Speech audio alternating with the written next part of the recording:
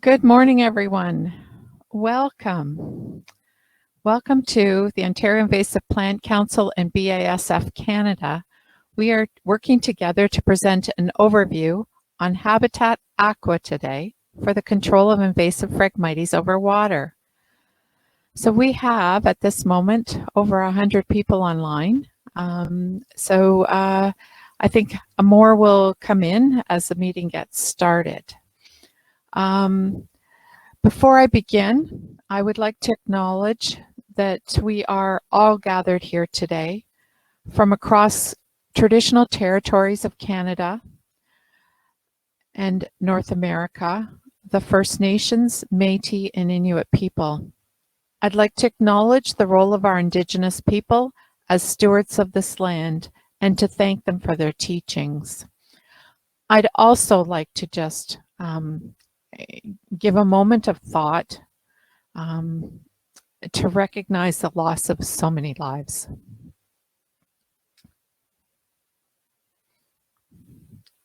Our thoughts and prayers go out to everyone on this. We recognize their history, their spirituality, culture, stewardship of the land. We are grateful for the Indigenous groups for all their commitment to protect the land and its resources. We are committed to reconciliation, partnership, and enhanced understanding as we move forward.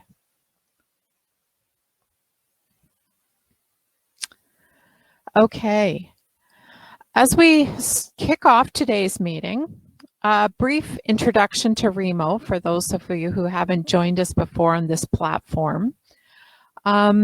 Usually we'd be sitting in a conference room and saying the washroom's down the hall on the right. Today's housekeeping tips are more on the technical side. If you have any technical difficulties throughout the meeting, you can visit the OIPC booth. A table over on the right hand side of the display when we go back to table mode. You can also later on today visit with our sponsor BASF at their tables outside the room. If you have any technical difficulties, please reach out to my colleagues, Brittany Finnegan or Connor Kendall, through the chat, or you can reach REMO for assistance. They will respond directly if you're having a problem with some technical issue. But for the most part, Brittany or Connor should be able to assist you. Chat. There will be a chat. We'll use the chat feature throughout today. It's in the little box at the bottom of your screen again when we go back to the table mode. Your chats can be to all, to an individual, and there's also a Q&A feature that we'll be using throughout the presentations. All of your cameras and, all of your cameras and microphones are turned off right now, but when we turn you back to the table mode later for discussion, you will be able to turn those back on and be able to talk to others at your table. If you have poor bandwidth, we suggest that you turn your camera off, but please keep your microphone on so that you can chat with others. You can move around to other tables by simply clicking on one of the other blue empty chairs. You can scroll over the heads of the people sitting in the other chairs to see who's there, and we encourage you to mix and mingle and chat later. Because of the number of people we have attending today's event, we have multiple floors.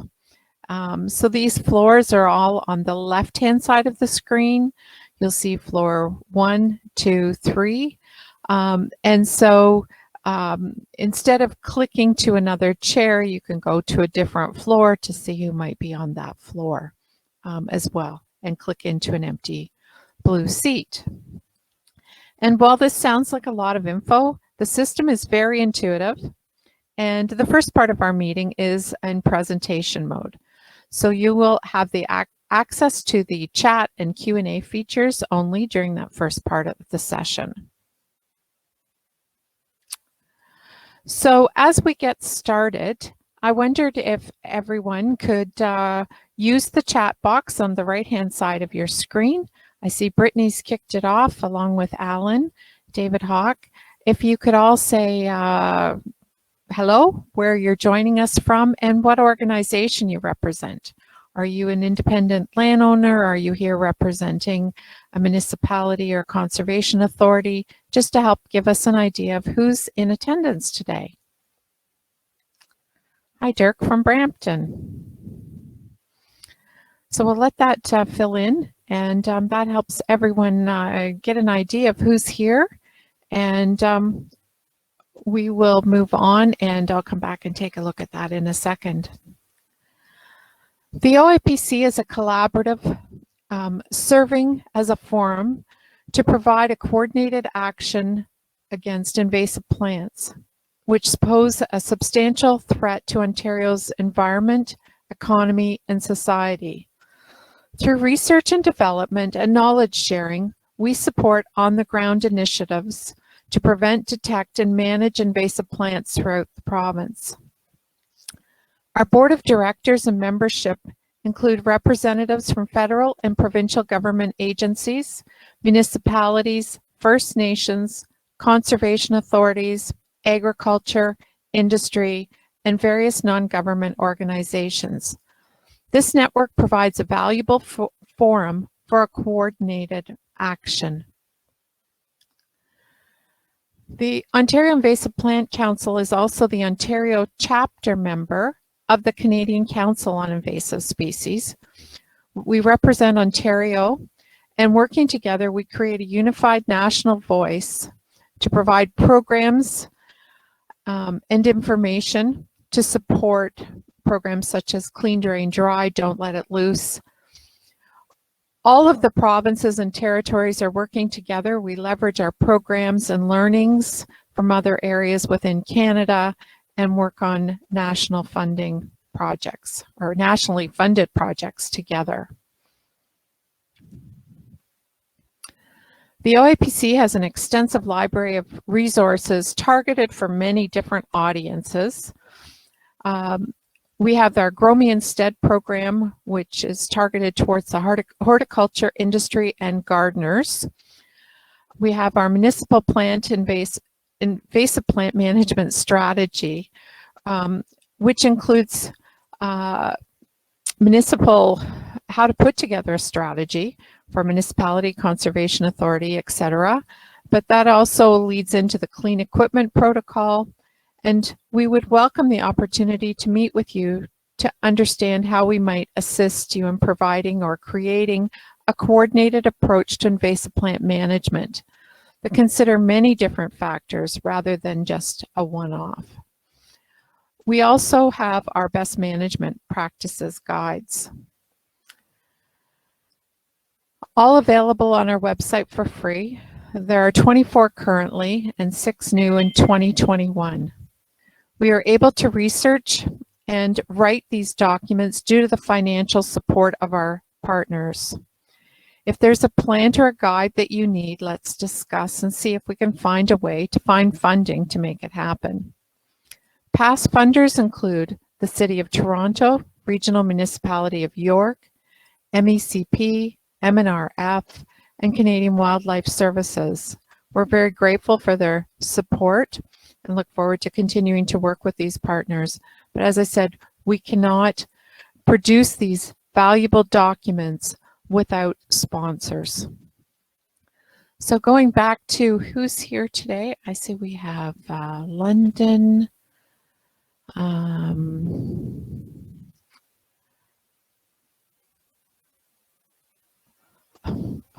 want to say this one. I'm sorry. Dan Werner.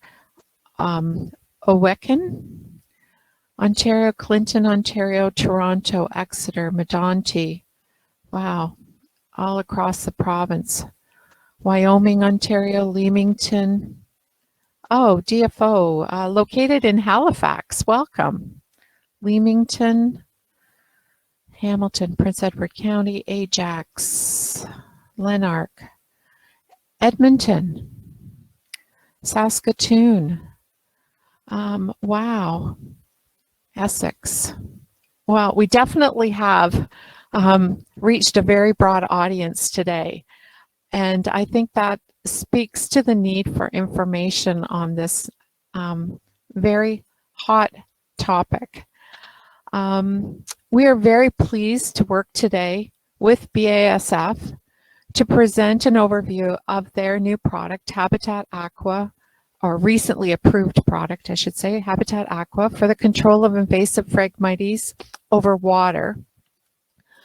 I really want to thank BSF for their sponsorship today, which has allowed us to put this event on at no cost to attendees.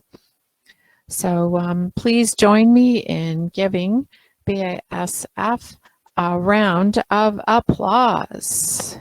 Yay! Thank you. So just a quick overview of today's event. We're going to start off with presentations from Brad Hayhoe and his partners at BASF on the product and the safe use of Habitat Aqua. We'll then hear from Tom Cowan at MECP on the permitting process required for its use.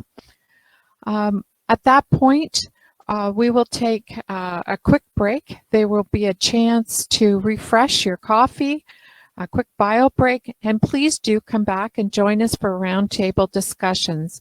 This is your opportunity to meet directly one-on-one with BASF representatives and your colleagues and peers that are currently in the room. So with that, I am going to ask Brad Hayhoe to come up and join me on the stage, and we'll turn it over to Brad.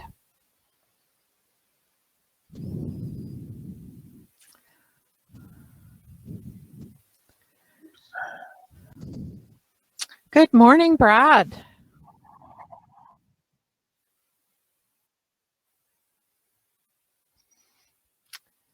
We're just bringing up your colleagues.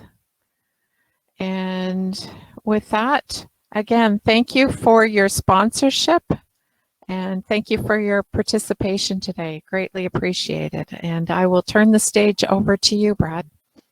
Thank you very much for the and we're very proud to present this this presentation today and this information for the smiling group of people here. To see so many people on the line interested in this very important topic, and we're very proud to have brought this to you. You're not going to hear too much from me, but what I think we bring to the table today is we have a couple of great speakers here from BASF with a plethora of experience, and they're going to go through a little. Let me just change the slide here. They're going to go through a little bit on how the product works, tell you about their practical experience with it, and we'll get into that a little bit more. But this product has been a long time in the making, right? And so this slide here kind of a little bit of what I was thinking today is it's Christmas product. If you kind of look at the top, kind of goes back to 2015 when we submitted for Habitat Aqua. It goes back to 2016 when we put Phragmites on the Arsenal Power Line label for use on terrestrial, so not aquatic, but terrestrial. And now in 2021, we finally get registration for Habitat Aqua. And it's a really important registration because we need tools in the tool. Many people have told me that, yes, we can treat all the dry ground, but we're never going to solve the product unless we control the Phragmites that is growing in the water, because the seeds float down the water and this growing again in the spots where we worked on the dry land. this is a really important tool in the toolbox. But before I get into that, I just want to give a few acknowledgements myself. And I first off want to thank BASF. And a launch like this, we're going to talk a little bit next time about the cost and the resources and all that sort of stuff that goes into a launch like this, but this doesn't happen. A company that cares about sustainability, cares about the communities that we live in, and they care about the environment. You're going to see a little bit about the testing that takes place before a product like this can come to market. And you can see from the timeline here that the government agencies and BSF took a long time to make sure that this is the right product for this solution here. And so we're happy that they did, and happy that we're finding that we know that it is a safe product to be used if it's used according to the label. Okay. Another thing that another people that I want to thank that I believe are on today is George Annette and Scott McDonald. And I'm really happy that they're here. This is really their brainchild, and it's only through their vision that we have these solutions today. If you can imagine, we submitted in 2015, but George Annette, we're looking at our portfolio in around the 2010 timeframe and saying, you know what, Arsenal Power Line and Habitat would be perfect product to bring to control this really growing problem. And so, as you can see, from people need to look at it 5 years, 7 years in advance in order to get products here. Really thankful for them, their perseverance and their vision that bring these products to market. So take a little bit of a virtual bow, George and Scott, and really thank you for all your work on this. It wouldn't happen without you. And then also you, right? The OIPC and all the people on this call. I mean, without you talking to governments, talking amongst yourself, talking to the OIPC, saying that you need, this would not have happened. I don't think that the PMRA was quite ready for all the comments that came in, the positive comments that came in about Habitat when this was put out for registration. About the registration. So thank you for all your comments and all your support in all this. So the PMRA wanted to make sure that they covered all the bases. They wanted to have a product that could be used over water, and then went forward with the registration.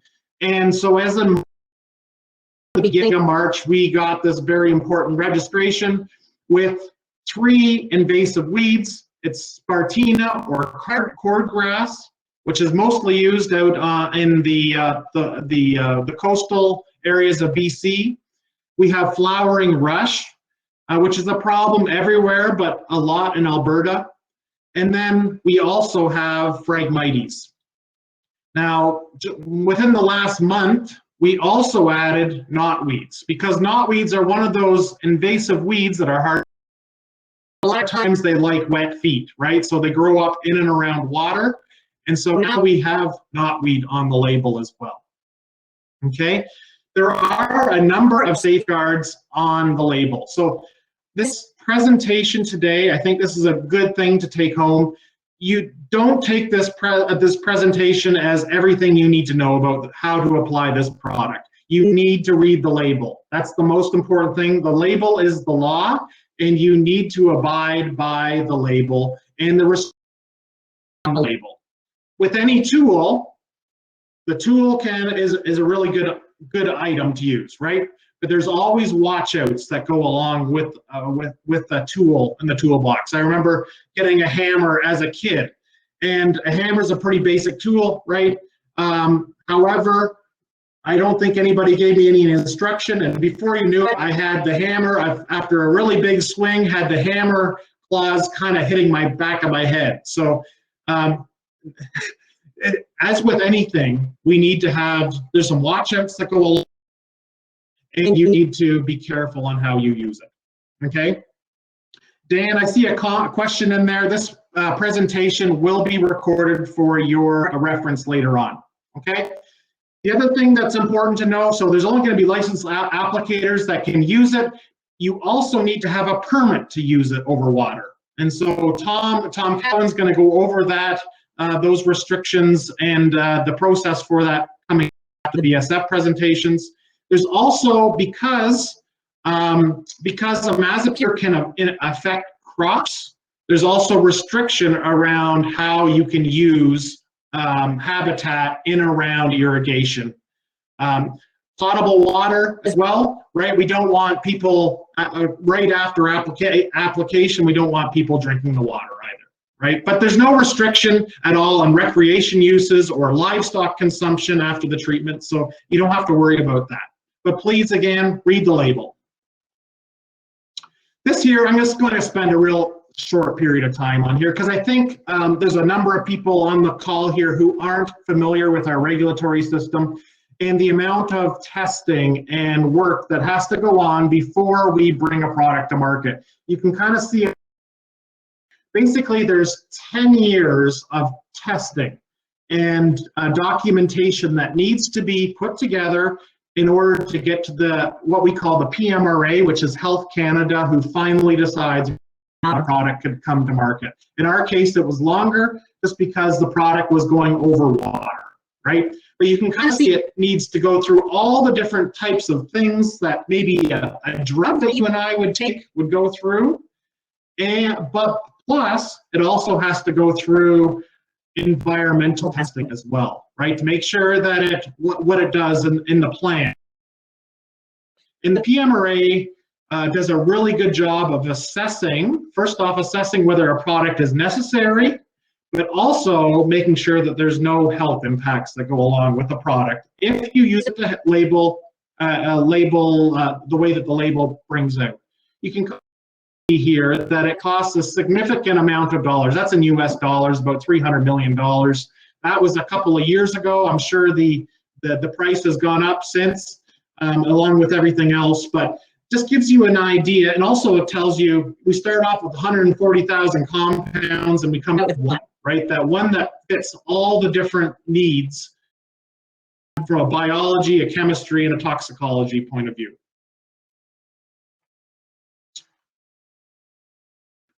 Just want to talk briefly about the product. We have two products, both contain a Mazepure active ingredient. Habitat Aqua is formulated especially for the water. We make sure that the product can be used safely. So we have 2 jugs of 9.5, which does about 4 to 6 hectares of frag and knotweeds.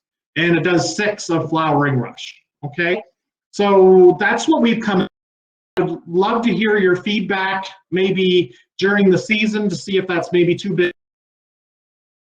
That's what we have for this year to get it into market. We do need a surfactant, right? So AquaSurf that's available in Canada to be sprayed over water. If you're using Habitat for terrestrial uses, you can use something else, but AquaSurf is the can be used over water. Where do you purchase it? Ceres, who's our exclusive distributor for these. You can get a hold of them at www.pestweb.ca, and you can kind of see the phone number there as well. And the product is on the way, right? It's coming up from the plant. It should be here in the next 10 days. Use it, you start using it. Our Snow Power line has been registered for a number of years, right? So it comes in a standard 2 by 9.5, the same pack size. Again, the same usage for frag. Has many other uses as well. You can spray over water. You can use any non-ionic surfactant. Purchase it from the same place. Surfactants aren't the same in every country. So surfactants cannot be added to the water or to the formulation because they could be different in different countries. AquaSurf, I'm not sure if it's even available in the US. Okay, that's enough for me. I'm going to pass you over to two great speakers, Chris Budd, who's going to talk to you about the product and its characteristics and its watchouts. He's a field biologist with BSF Canada and has a master's level of CCSC. Listening to him, and Jim Bean, who has been with BSF for a number of years. He has 30 plus years of experience. I think I saw somewhere maybe even 40 years. And his claim to fame, you can ask him about it actually, but he's been to almost every U.S. park, national park in the U.S. So that's one thing, and he's involved in a lot of habitat restoration using the product Habitat. Thinking that Habitat is just new here in Canada, there's a lot of experience with Habitat. So without further ado, I'll pass it over to Chris Budd. Super, thanks, Brad.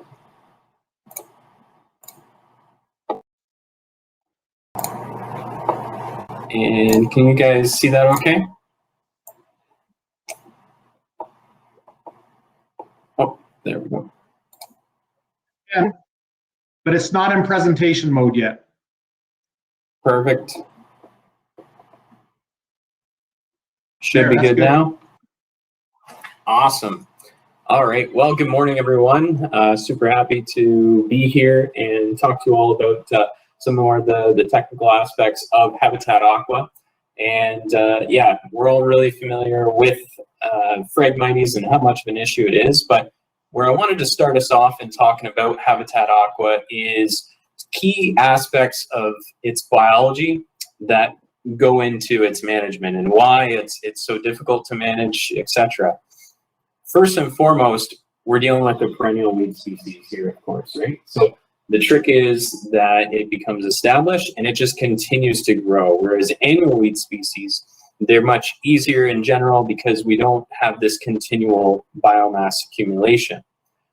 Phragmites also utilizes a very long growing season. So it has early emergence in April. It can continue to elongate in through July and not flower until August or September. And then we get the dormant stage over the winter, and then it's just gonna continue to grow that following season from there. So not only is it a perennial, but it's a perennial that utilizes a very full growing season, which makes it quite difficult.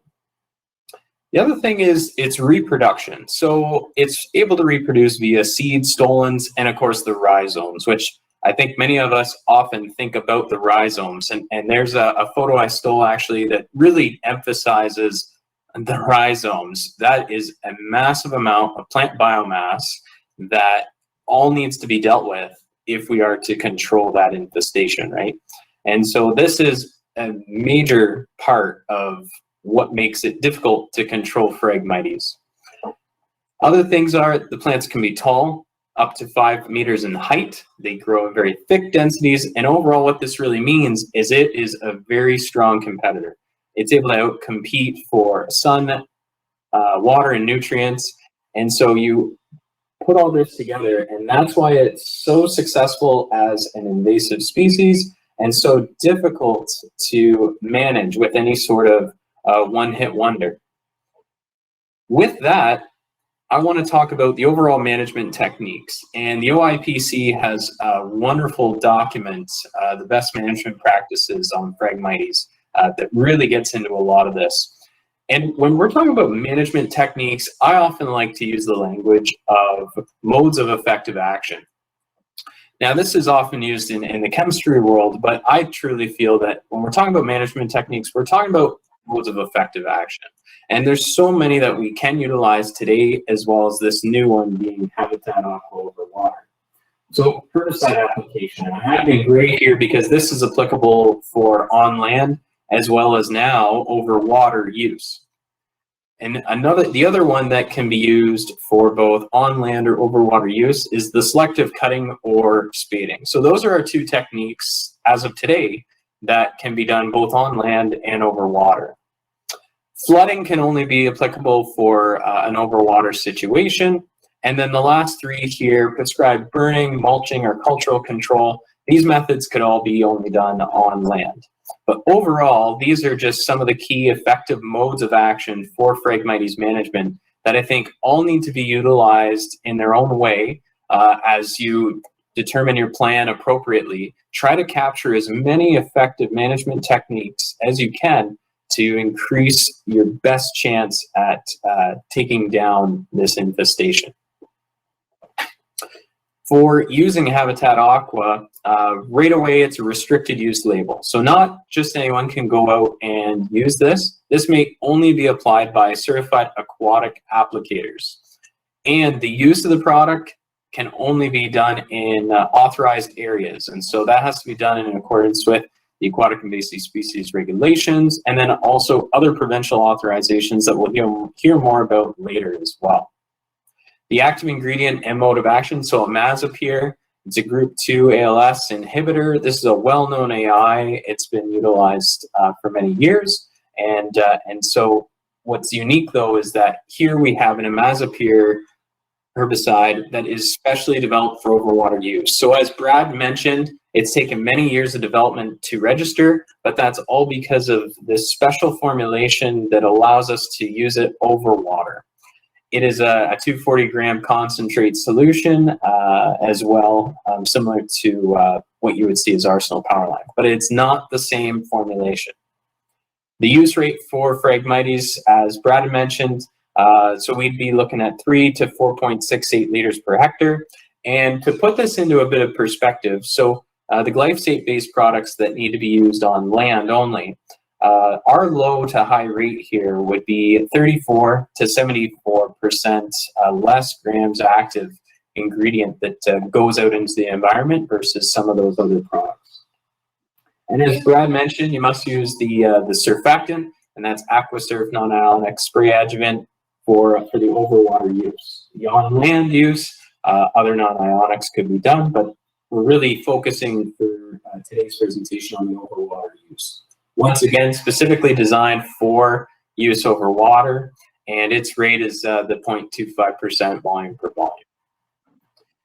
The benefits of Habitat Aqua, so highly effective on Phragmites, and we're going to see that in action here just after myself in a bit more detail in terms of how it's been working in the US. Another really big key benefit is this group 2 ALS inhibitor mode of action. The ALS enzyme is a plant-specific target site, or a plant-specific enzyme. It's only present in plants. And so this enzyme is actually responsible for the production of key amino acids. Those ones are used for protein synthesis and cell growth within the plant. The product has very rapid absorption and then systemic translocation to the growing points. And this results in very rapid end of plant growth, but not rapid complete plant death. And the reason for this is the complete plant death can take up to several weeks as the plant is using up its stores of amino acids. So it's no longer producing these key amino acids. That's been stopped quite rapidly, but we saw in that earlier photograph of just the degree of plant biomass that can be built up. That plant is using up its stores of amino acids. So it's going to take time. It's going to take several weeks, but it's very efficacious overall there.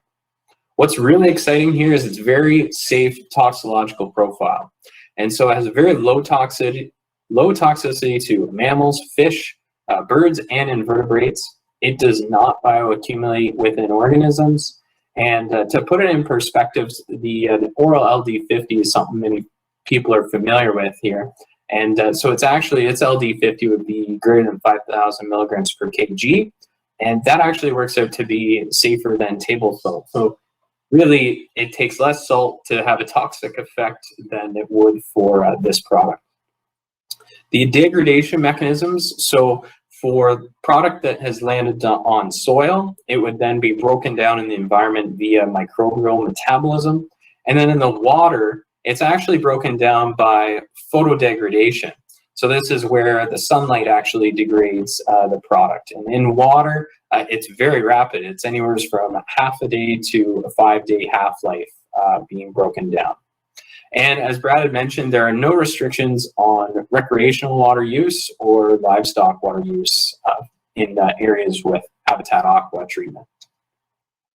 Now, we really want to emphasize that this product be used appropriately. And so with that, there are some key watchouts. First of all, those familiar with imazapyr in general will know that this is a non-selective herbicide, and that means it has activity on annual and perennial grass and broadleaf weeds. This includes aquatic weeds that are above the water. Also deciduous brush species and specimen trees. And that's all really important, not just from the foliar or above ground side of things. So it's important to have very specific on-target application for above ground or above water foliage. But the other thing is where you're in areas on land or near water's edges, that product on the ground could be taken up by the roots of deciduous brush species or specimen trees, other non-targets. And so that's why it's really important to utilize buffer zones away from your species that aren't your target. And so we really want to emphasize that you do your best to stay on target because this is a non-selective herbicide. Do not use the treated water to irrigate the crops. Yes, very rapid breakdown in the water. However, we would not want to have this used in water used to irrigate the crops. And this includes runoff areas, so drainage ditches that are used for irrigating or use on agricultural land. Do not apply directly to the water and avoid fast-moving water. And the idea here is we really want to maintain on target. We don't want any off-target movement via the water, and we want you to utilize the coverage of the foliage as much as possible. So don't spray directly to the water, because the other aspect of that is the product that hits the water isn't actually going to be efficacious for you anyway. So don't apply directly to the water. And for the potable water, do not apply within a kilometer upstream of an intake. There are some ways you could do that, such as shutting off the intake at the time of application for then the next 48 hours as well. But more details on the label, and definitely there are more watchouts on the label, so please definitely refer to the label prior to any use. In terms of application of Habitat Aqua for Phragmites control, we really want to target the Phragmites after full leaf elongation. And so that means we have as much plant biomass above ground as possible for us to target. And this way we can apply to the green above water foliage, applying to maybe some dead foliage from years prior. That's not going to uptake the chemistry at all. And so we need to apply to the green foliage.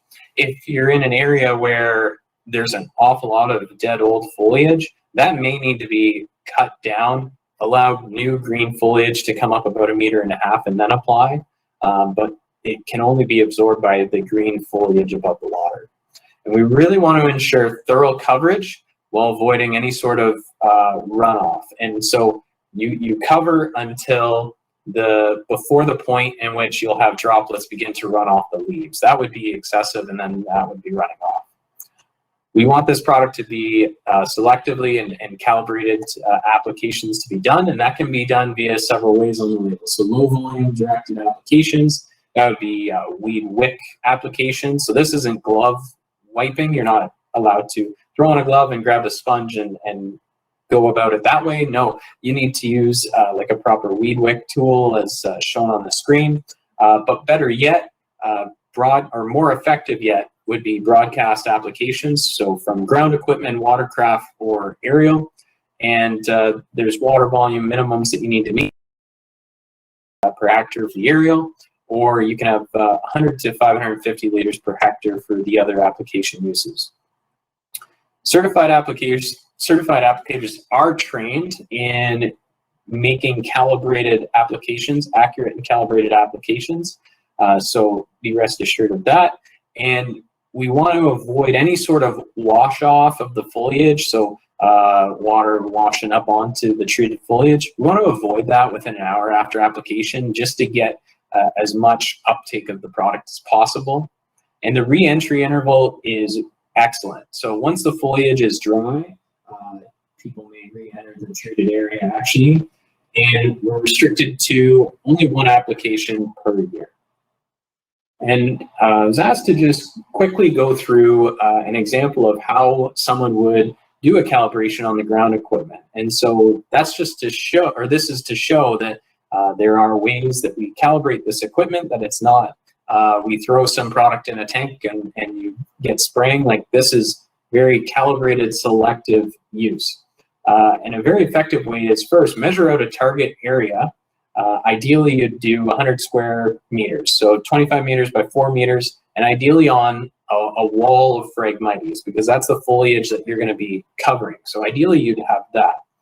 You fill your backpack sprayer up, mark that fill line, pump to your desired operating pressure that you get, and then spray out over that target area. Use an even pace, use even strokes, and make sure you get that desired coverage you want, but before the point of runoff. So that bottom photo on the right, that shows water that's about to run off. Those are big droplets. It's really accumulated there. So that would be too much coverage, because then it's going to run off.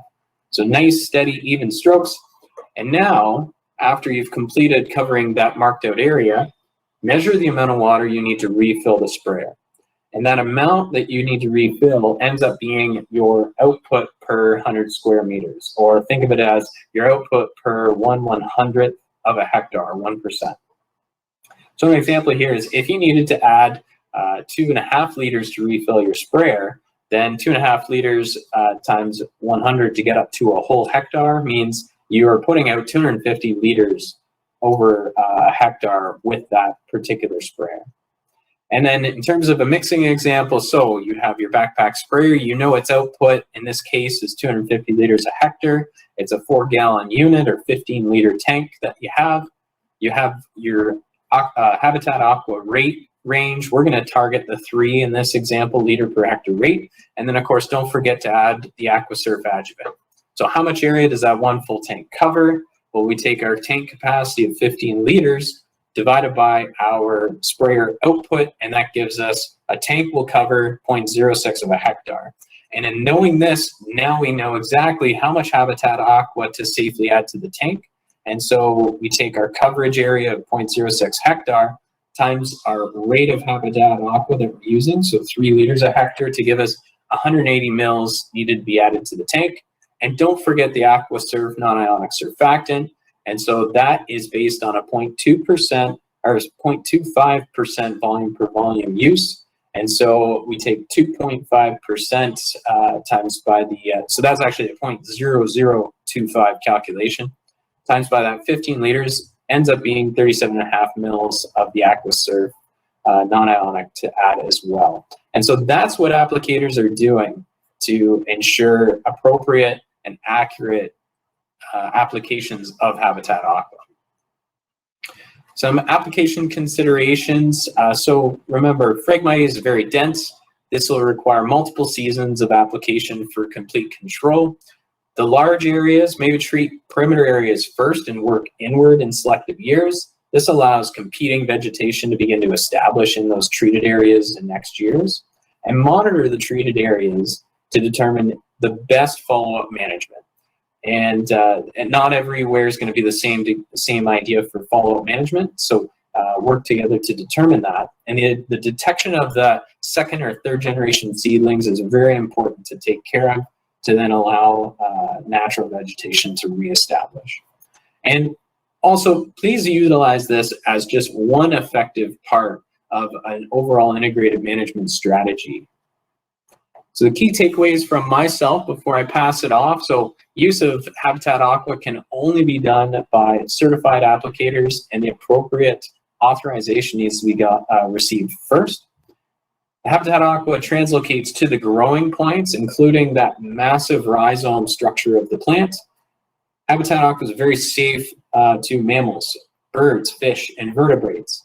And prior to use, please always read and follow the label. As Brad mentioned, that's the law. There's a lot of research and regulation that's gone into building that, and so please definitely know and understand it before going about an application. And once again, this presentation is just simply some key points, and definitely not a thorough deep dive on the label. And overall, I think that Phragmites control really can be achieved by utilizing a long-term strategy involving all these different management techniques, including the effective use of Habitat Aqua. And with that, I can close out, and I'll see if there's any questions here.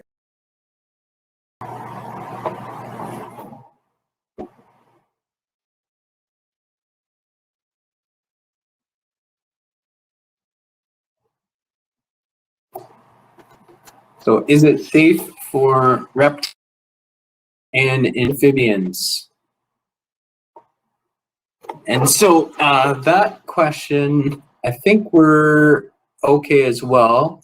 Maybe Brad, you know more maybe on that piece, or James, but I believe we're okay because nothing stood out in terms of an issue when I was reviewing the toxicology.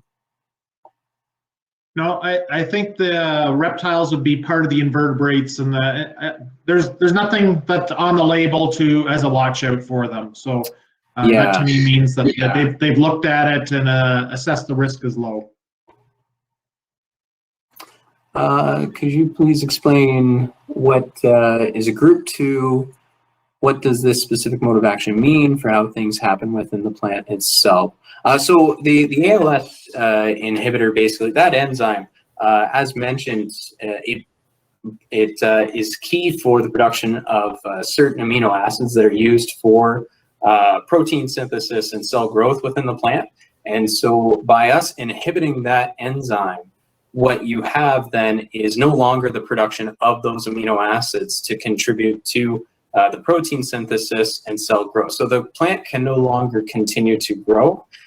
And so it needs to then, it'll end up, as a result of that, using up its stores of amino acids, and then eventually it'll start to die. And so you get complete death slowly, but it'll start as chlorosis followed by that necrotic cell death that we see.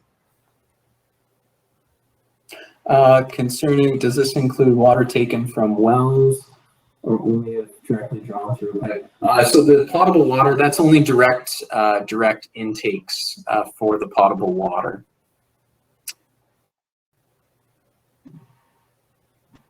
Is the application rate different in Canadian formulation compared to the US? I think that's a great segue for Jim, actually.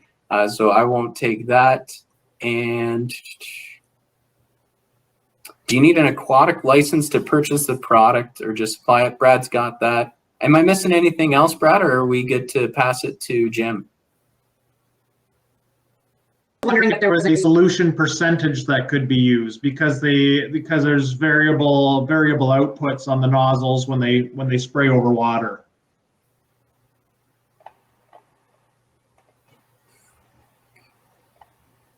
Sorry, I'm looking for the question just so I can read it actually.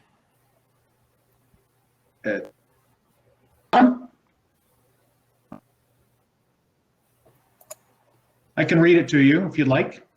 Sure, yeah, sorry. Oh, I'm sorry, yeah, I'm not seeing it. I don't know why. Yes, it's that one with the dot, starting with the dot. Somehow the other part of it got deleted. They were just basically asking for if we would give them a concentrate percentage. To apply. Like on label, it's determined with just our apps per liter.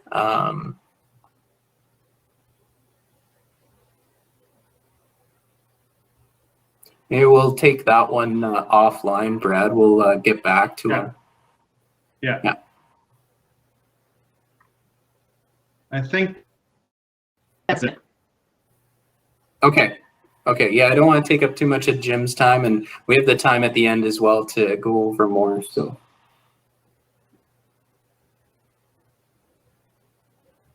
Perfect. Thanks, folks. And yeah, I'll be around towards the end as well. So if there's other questions, we can handle that as well.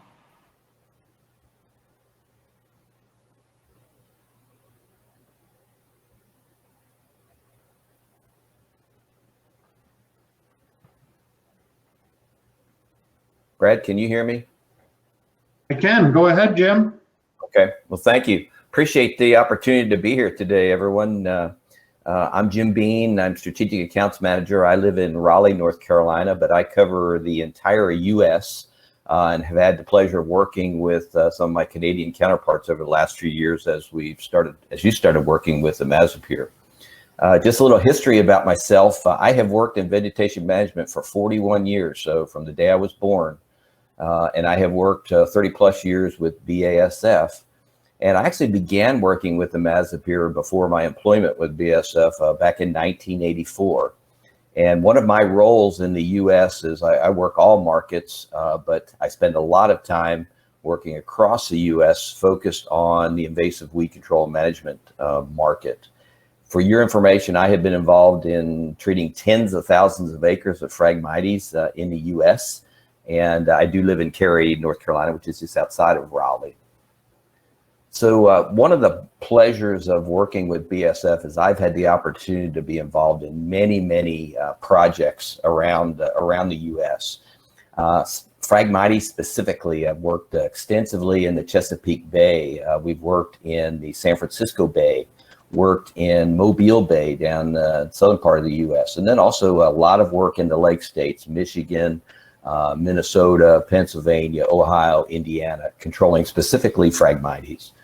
And this is all with the Mazapir. I've worked on red cockaded woodpecker habitat enhancement on some of the military bases in the U.S. Done a lot of work working with Japanese stiltgrass, not with the Mazapir, a sister product of Mazapic, but works very well. When it comes to aquatic type projects, we've worked with the Mazapir to control frogs bit for wood stork habitat enhancement.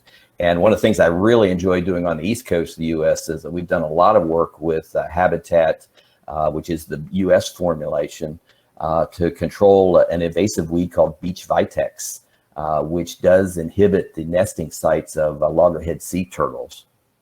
And as they get out west, done a lot of work with cheatgrass control. And as you know, with the warm temperatures and the fires that we have in the Western U.S., if you can control some of these invasives, that's really going to help you long term. And then we've also used Habitat extensively on most of the major river systems in the Western U.S., the Colorado, the Pecos, the Rio Grande, the Platte. So we've had a lot of experience in and around water with the Mazapir. And then the aquatic registration for a Mazapir, a lot of that initial work was actually done National Park in Florida, which I would say is probably one of the most pristine habitats that's out there. And that was to control Melaleuca, which was an invasive woody species that was taking over the park back in the late 90s, early 2000s. So we do a lot of work, and this presentation today is just the beginning of this. We're going to have to do field training. There'll be tours involved in this, application demonstration, so that you can become comfortable with this product. This is a fantastic active ingredient that's going to work very well for you, but it does take some training and understanding of how it works. So at BSF, one of the things that we do, and these are my own personal vegetation management principles, we have done a lot with herbicides to restore and improve plant, animal, and human habitats. My son was a Boy Scout, I was a Boy Scout, and we always strive to make things better than we find them, to make a positive environmental change. We want to protect the habitat of threatened, endangered species, and that's been one of the biggest uses of habitat, is in those areas. And then we want to always apply herbicides responsibly, using the appropriate products or other cultural practices, the amount of herbicide, and then the application technique to achieve your desired results. So we all know about invasive species. That's what your organization is all about. They are a widespread problem. The problem is they're growing exponentially. I've worked with them for 30 years, and it's, you know, we're making progress on some, and then there's another new one that we have to start working on. They're aggressive. They outcompete native vegetation. Many of them form monocultures, just like Phragmites. When they burn, in many cases they'll burn, and they're difficult to control without injuring to desirable plants. They can be done, but that again involves the rates, the technique, application techniques, and so forth. So this is the closest picture to Canada I could find of some of the Phragmites work that I've been involved in. This is on St. John's Marsh in Michigan. And they had used glyphosate over the years, and we went in with Habitat herbicide. This is the top use rate on the left, which you'd have in Canada. And I've put these in liters per hectare rate so you could relate. So this is 3 years afterwards, and you can see the area that had been treated. I can't say that an imazapyr application is going to give you 100% control, but it's going to give you 90 plus in my experience in one application, as opposed to the glyphosate on the right, where they typically had treated multiple times. But you can see you've already got the Phragmites. Really doesn't look like it was treated 3 years later. So imazapyr is going to be a game changer when it comes to Phragmites control when used according to label directions.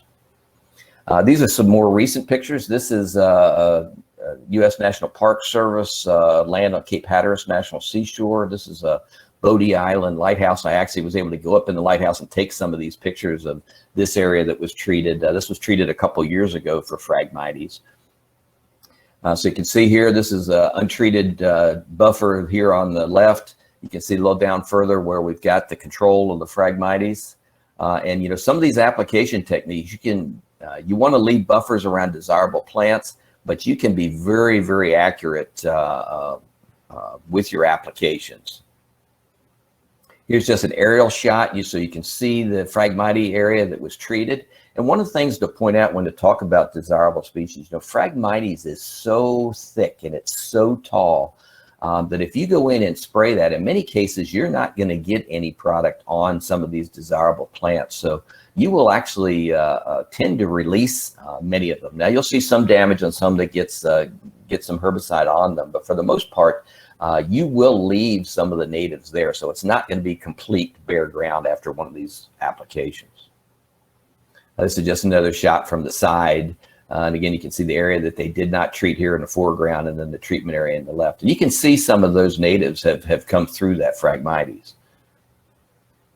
Just another shot again. Now this is showing selective treatment. So they didn't do any treatments here in this area in the center, but then you can see some of the treated areas around it. This is just a close-up shot. So again, here's a hardwood that was treated, and you can see it's controlled, and yet here you see some of your waxy type or leathery leaf species. Again, especially with a non-ionic surfactant, you're not going to have get through that cuticle of them, so that will also give you some selectivity in practice. Although if they're up above the Phragmites or up close to it and they get a hard hit, you know, you are going to control them. So just some things that I've learned over the years, and this was talked about by Chris, was you want to make these applications after mature. That rhizome of Phragmites has a tremendous amount of energy, and so you need to have the maximum amount of leaf surface area you can to get product on it so that it can be absorbed. The other thing that you're fighting is as the plant starts to grow, it's pulling carbohydrates from that rhizome.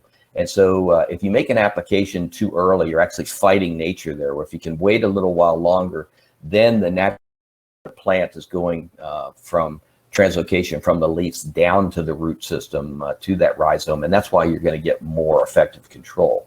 Now, imazapyr, even though you may not see the results immediately, it will stop that plant from growing within 24 hours. And the effects, after about 21 days, you'll start to see a little reddening of the leaf tip. You have to actually go look for it. So it's not going to be real rapid brownout. So don't think if you've gone a month after application, you don't see a lot of activity that you haven't done anything. It's just slow acting. And that's actually good because you want the plant to continue to translocate nutrients down to that root system, which is going to now include the Habitat Aqua, and that's going to help you control that root system. So typically your application volumes aerially 140 liters per hectare. When you get to ground applications, 400 plus liters per hectare is kind of where you need to be. Now, a lot of questions on use rates. So you have a low and a high end of the Habitat Aqua use rates. If you're going into initial to well-established stands, that initial treatment should be at the high rate. That's going to give you the maximum control that you can get, because you need as much active ingredient as possible to get down to that root system to control it. Now, once you get most of it under control in a follow-up type application, or where you get to where you only have seedling Phragmites, then you can go to that low end of the use rates. One of the things I have seen in practice, I've worked with a lot of wildlife refuges, and if you're in an area where you can control the water level and can treat it when you take the water level down so that you do have some bare soil exposed, you will get some benefit of the soil activity of the from the Habitat Aqua also. Or another way to do that is if you make your treatments at low tide. That's also another way to do that. So take advantage of that soil activity. That actually will help you, because as Chris said, if the habitat hits the water, it basically is not doing you any good to control the Phragmites. But it's very safe for use of the water because it breaks down very quickly. And then those late summer applications, the August, September timeframe, is where I have seen the best results for the use of this product. Now, we talked about cultural practices, and it does say on the label that if possible, if you could burn or mow the established stands prior to application and then let it resprout, that would be ideal. In practice, there's not a lot of that goes on. Burning's probably in many cases harder to do than doing herbicide applications today. And if you're in the water, there's not a lot of good ways to mow it. So most people are treating it just as is. And again, that's the reason for using those high rates. Now in the United States, typically what we will do, because of some of the soil activity of habitat, they will dress up the edges of the areas with a straight glyphosate application. And you could do that too, as long as it's dry, on dried land. But as you move into the center of the colony where you are actually away from other desirable species, that's the best place to use Habitat Aqua. And then we talked about the AquaSurf is the adjuvant you need to use if you're spraying it in water. So, it's everybody's responsibility to steward products. So again, I can't say it enough. Always read and follow label directions. Refer to the label for registered use. If you have a question about a registered use, please contact us at BSF and we can help you with the proper interpretation of that. And I think there was a couple questions we need to follow up on. And just if you're looking for some additional information, now this is going to be US based, but go to our website in the US, www.bettervm.bsf.us. There you'll find little 15 to 30 minute recorded webinars where you see the PowerPoint slides, you hear my voiceover of them. And it's in the multimedia section. You'll find a variety of topics, a lot of old information from the years of treating a lot of these different sites. So you'll find some things that I think will make you feel better about the use of this product. And we continue to add to that library. And then if you're looking for things like how to calibrate a backpack, something like that, I have little 5-minute podcasts that you can download and listen to them in the vehicle on the way to the job site. Again, those are found in the multimedia section. So a lot of information there. Again, we've worked with Invasive and Habitat specifically since, I think it was 2004 we got it registered. So we have close to 20 years worth of experience, and it really works well on Phragmites control. I'm going to be retiring in August, but here's my contact information in the short term. If you want to call Brad or Chris, they can certainly get in touch with me and whoever my replacement is afterwards, but happy to help any way I can. So with that, we thank you for your interest today in Habitat Aqua. Thank you for your time, and happy to take your questions. I'll also be here later on too to help answer some of those questions. Hey Jim, there's a couple of questions here. Maybe kind of ask and see if you know the answer. Okay. So Rhoda would like to know if there were any studies that we've done to show non-target impacts after spraying for a few years.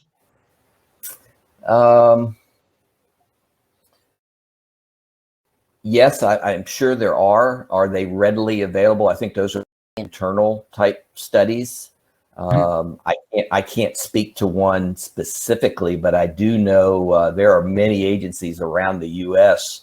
that if you have questions about that, a U.S. Fish and Wildlife Service would be probably one of the best ones to help answer that. But at the end of the day, if you stay out of the root zone of your desirable species, and if you keep it off so it's not drifting on those species, in my experience, you'll be fine. Okay, thank you. One question I didn't know the answer to, someone wanted to use, maybe, let's say they treat Phragmites and they use lake water to water their grass. Is there, the label's kind of silent on that. Do you have any practical experience there? It's not, I don't believe it's on your label, so it probably doesn't apply in Canada, but on the US label, we do have language on there that says if you test the water of an area that's been treated with Habitat and you find that it's less than 1 part per billion, then you can use that water really for any use. Now, I don't think that's on your label, but that's my practical experience with that. Yeah, thanks, Jim. And just for everyone, on the label, it basically says no irrigation uses for the water. So, so that's the label says there. And I would try to take a stab at the question on percent solution. Typically in a ground application, my experience, especially with like a backpack type application, they're running a 0.5 to 1% volume to volume with Habitat. Yeah, thanks. And would that be the same in the water as well? Yes. Okay. Just for those applicators, though, the preferred method of kind of calculating that is what Chris kind of laid out in his slides there, where you kind of do it on an area basis. That's there is a reason we don't include the percentage solution on the label. So the problem with that, the problem with that point is many people tend to over apply and they can quickly get above the maximum use rate per hectare in this case, if you're not careful. So that's why it's best to try to do it based on a broad test type calculation to get that rate right. Yeah, thank you. Someone wanted to know if they use Habitat in the water in the U.S. So not just applied to the leafy surface, but like a diquat sort of a reward sort of thing application. In the U.S., it's only labeled for floating and emerged vegetation that's actually in the water. So yes, you can use it there, but it doesn't. You can't do a treatment like on a lake and keep a certain parts per billion. It doesn't have any activity other than a foliar type application. So any submerged type vegetation is not going to do anything to. Yeah, thank you. Someone wanted to know what dressing up the edges means. That would be the area inside of your buffer. There always typically is a buffer that's left around a treated area, but that area immediately inside the buffer as you're moving towards the middle of the Phragmites, that's where they would typically use the glyphosate. Does that answer the question? I'm sorry, that's jargon. I think so. Yeah, I think you're just making buffer areas around the vegetation you don't want to disturb, right? Yes, correct. Yeah. So the question was about parts that testing the water for parts per billion, correct, Jim? Yes, it was the U.S. label says 1 part per billion. But you have to test it for that. Before you could use it in any of those other uses. Yeah, and Mike, just for you, that language is not on the Canadian label. Okay. Correct. Why is the application sponge not recommended? And maybe you can take the technical part of that, but I'll just maybe talk a little bit about exposure, right? no matter how safe a chemical is, we want to keep it away from people. We want to reduce the exposure to people. And that's why we recommend, if you're going to use this technique, you use a device that keeps the pest away from people. When you're spraying it, you want spraying on yourself and you want to take precautions. And when you're applying it with a glove, or not a glove, if you apply it with a glove, you're getting way too close to that pesticide. Jim, maybe you can take the fact that it doesn't work as well as a broadcast spray. Yeah, you know, a lot of people look at a wipe or a wick type application because they're primarily they were using glyphosate and they were concerned about it, you know, controlling things that they didn't want to control. Specifically to Phragmites, well, as a general rule, I have not seen that work very well with imazapyr or on those species like a Phragmites, because you just have so much biomass there and so much energy in that root system. You need to get a lethal dose to that root system, and you're not going to get it at even at the maximum concentrations in that kind of application. And again, that's a great way to end up over applying very quickly. And to Brad's point, if you're putting herbicide directly on your glove and you take those gloves off, now you immediately are increasing your exposure, which is why I wouldn't recommend it. We've had people try to inject imazapyr into Phragmites using syringes. I had a call one time about that a few years ago, and they ended up doing about 100x the label rate. And it took them about a month to do an area that was less than an acre. So use the broadcast. You're going to use a lot less herbicide. It's going to be a lot more effective, and see the kind of results you get as far as the desirable vegetation. And in my experience, you will see a lot more desirable vegetation come through that, just because it just never impacted or touched by the habitat. Okay, someone wanted to know if they could plant other vegetation quickly after. If it's an area that was in standing water, you could actually plant pretty quickly. But if it's a terrestrial site or an area that has, you know, seasonally can become dry, then I would not plant into it. I would probably wait at least a year before I would plant something.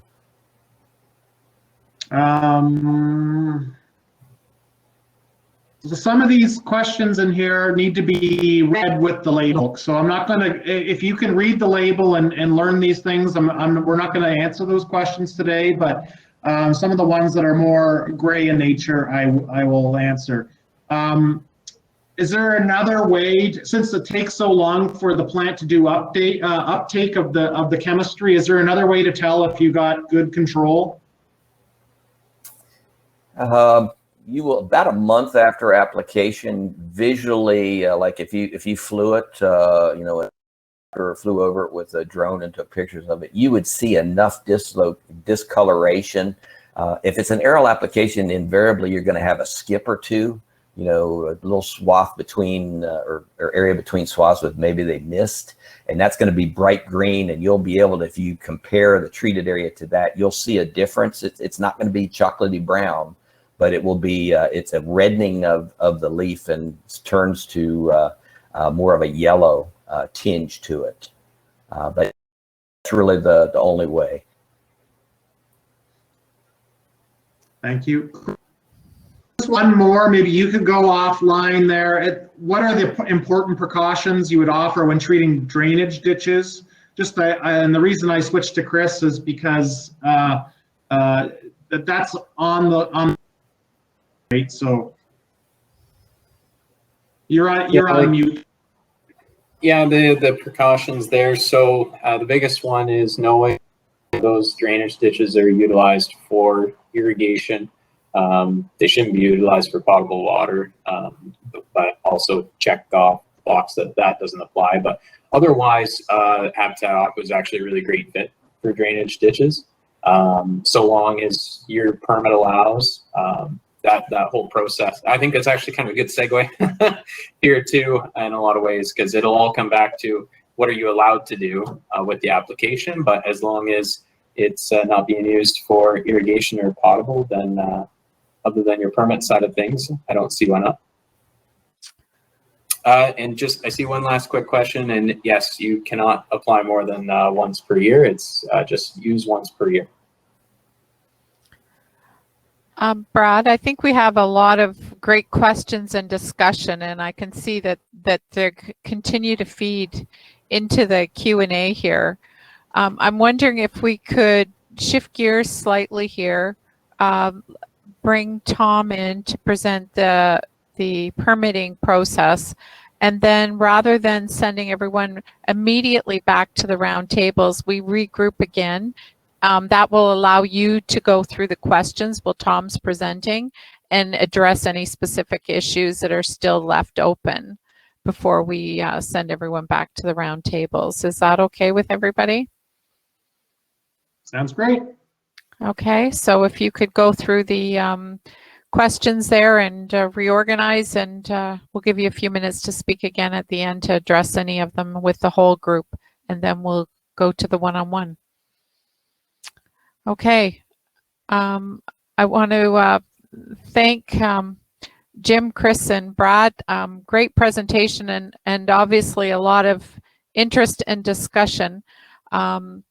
Right now, we'd like to move forward, and we have Tom Cowan with us. If he could join me up on the stage, and we would welcome his presentation. Tom is with the Ministry of Environment, Conservation and Parks. Good morning, Tom. Good morning. Can everybody hear me? Hear you great. Awesome.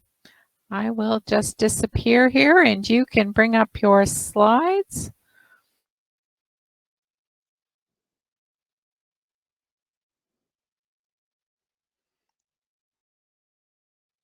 Okay, is that showing?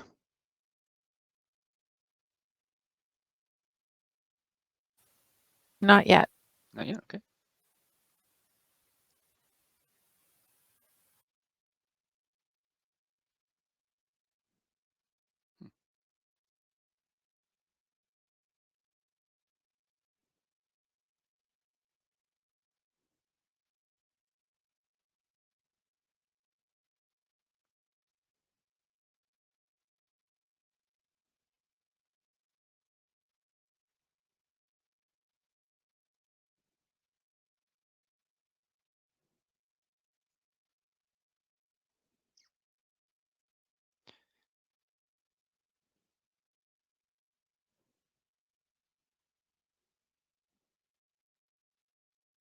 Too loud. Whoops. There we go. Excellent.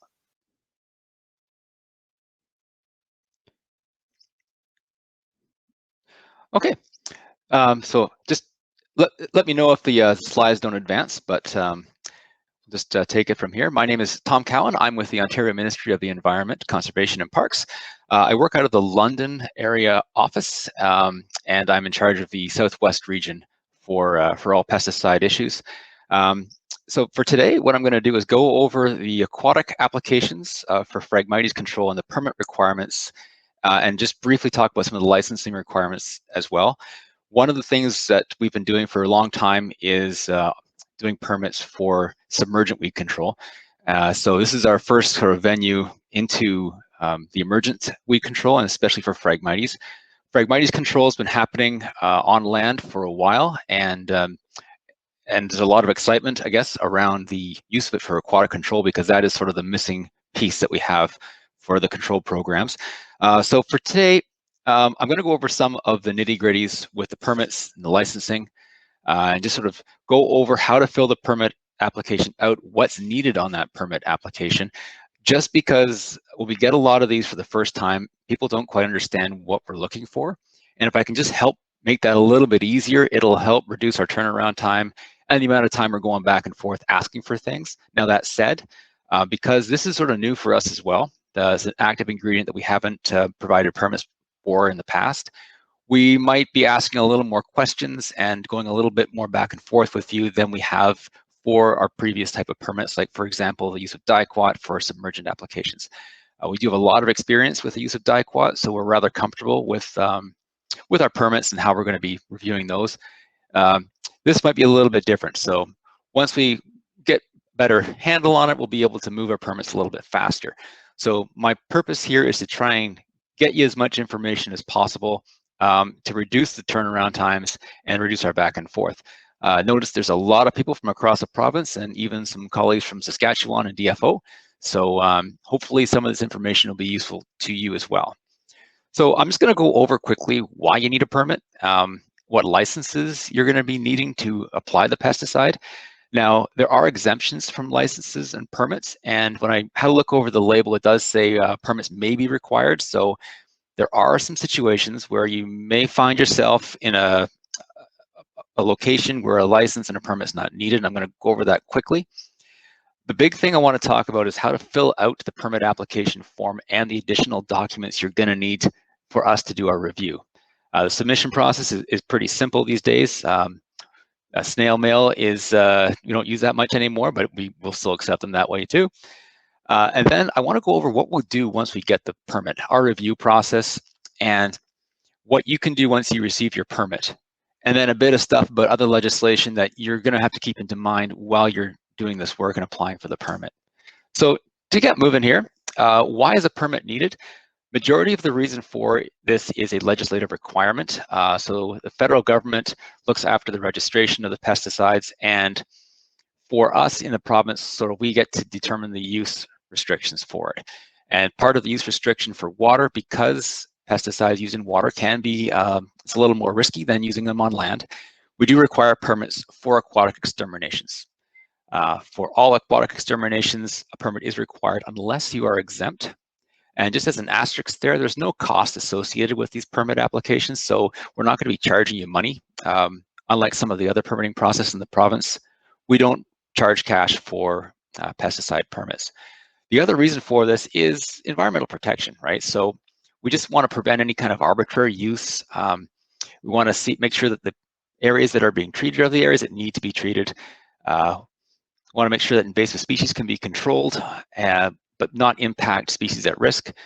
We want to reduce environmental impacts and ensure proper notification of pesticide use. And this is required under a permit because under our system of pesticide applications for land, there is a requirements for specific notifications, but for aquatic there is not, and that actually comes under your permit requirements. So we do have some licensing requirements. What I've done here is specifically gone through the ground application requirements.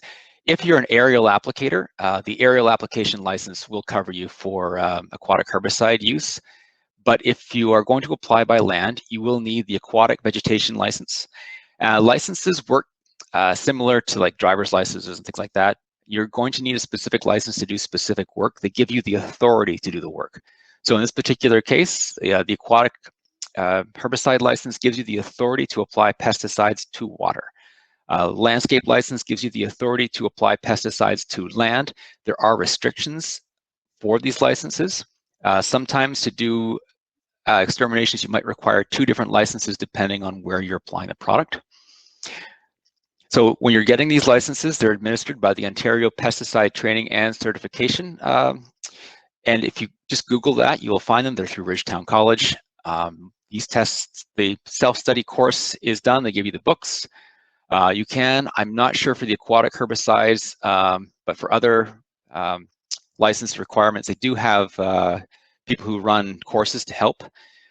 You require 75% to pass the test. Once you get your certification that you have passed the test, you then send it to us, and then we provide you with a license. This is all done online now, and all that information can be found on ontario.ca. And just under ontario.ca, just search pesticides, and you'll find a whole whack of information on licensing, how to obtain a license, which licenses give authority for which jobs. If you're running a pest control business, you will need to acquire an operator's license, and for that you do need to have an exterminator's license.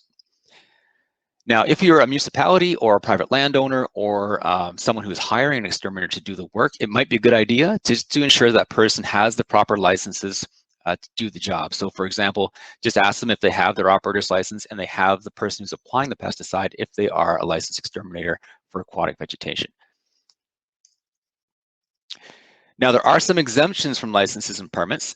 These are very specific conditions that apply for this. So you don't need a license if you are the person who is doing the work, you are the owner or occupier of your premises, or you're a full-time employee of that person, okay? And you have to make sure that that application is conducted totally within the boundaries of your property. So it can't be a pond, or it can't be something that's like going over into your neighbor's property, or it can't be open water. It's got to be something contained specifically on your property. Now, you don't need a permit if the application area is completely contained. It's a contained pond, i.e. there's no inflow, there's no outflow at any time of the year. So no spring freshets run through, it doesn't overflow into the local ditch when heavy rains occur. Nothing like that ever happens. It's a completely contained pond. In this particular case, the property owner can apply to the director for a letter confirming they're exempt from a license, which allows them to purchase the product. There is, on our forums repository, you can find this information. And also I can provide it if you need to contact me or one of my fellow pesticide specialists, we can send it over to you. That is sent to our Toronto office, and they do the initial review and then send you the letter signed by the director. Note, if you hire an exterminator to treat your pond, a permit will be required for that because that person does not meet the requirements of the exemption, so they do have to have a permit. In all other cases, open water, wherever else you're applying, a permit is needed. Okay, so how does one apply for an aquatic extermination aquatic permit? So we have a package that you got to send to us. And that package is sort of the following here. It's a completed application form.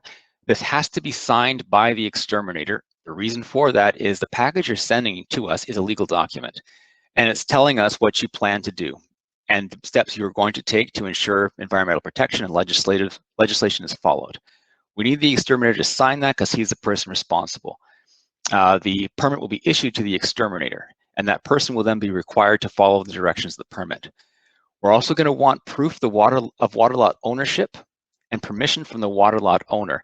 This is usually pretty simple, as the person who owns the property will own the water lot. It's not always the case. There's some situations, especially for marinas, where the DFO or the province will own the water lot, in which case then you'll need a permission letter from that person. If you need help with that, the municipalities can help, and Ministry of Natural Resources and Forestry can also help kind of determine who owns the area. If it's Crown land, you'll need proof that that's Crown land. And again, Ministry of Natural Resources and Forestry can help determine that. You'll need to provide us with a location map where the site is located. And these days with GIS information systems and all kinds of stuff, it might be easier just to give us a plot on the map. But honestly, when we're going through and looking through these pretty quickly, it's really helpful to have that location map. And I'm going to go over a bit more detail what's needed there.